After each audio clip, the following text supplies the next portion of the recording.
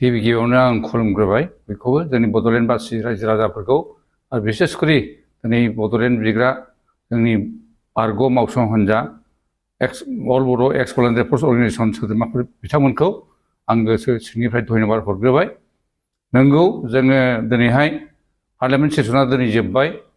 दिनै मानोबा 20 अक्ट' डिसेम्बर दाननि पार्लियामेन्ट सेसन जोबखांनानै जोङो थिग 5:30 समावहाय जोंनि ट्राइबेल मिनिस्टार जायखौ जनजाति परिक्रमा बिफाननि मन्त्रि मानगोनां मुस्रि जुवेल अराम बिथांखौ जोङो गावनि न'आवनो कवाटारावनो लोगो हमनानै जोंनि जेनाखि गोसोखां बिलाइ बा मेम'रेन्डाम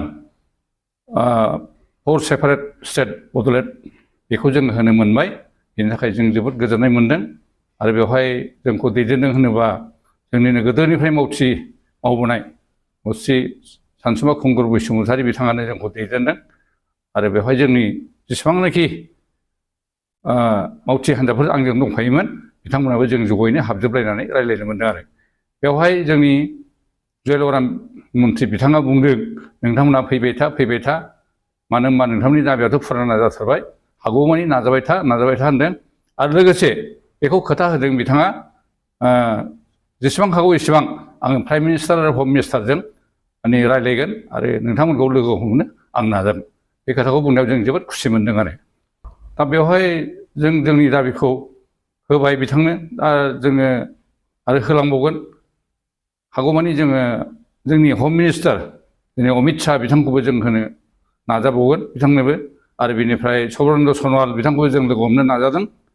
दा बेवहाय जों हयथ' आरो सानथाम सानब्रैसो बा थाबावनो हागौ बिथांमोनखौ लोगो हमनो थाखाय। दा जों दा आफादआव माला लोगो मोनगोन एपइन्टमेन्टखौ मोनथ'वाखै, खिन्थु खुब सम्भब आसा खालामो बिथांमोनखौ जों लोगो मोनथारगोन। आरो दा बेखौनो जों आसा लादों। आरो जों लोगो मोनागौमानि थांथ'नायबो नङा खोमा। दानो रायजो राजा बिथांमोननो बा जोंनि अल बर' एक्स भलुन्टियार फर्स अर्गेनाइजेसन सोद्रोमा बिथांमोननो आंनि गोसो सिंनिफ्राय बे मेसेजखौ हरनाय जाहैबाय।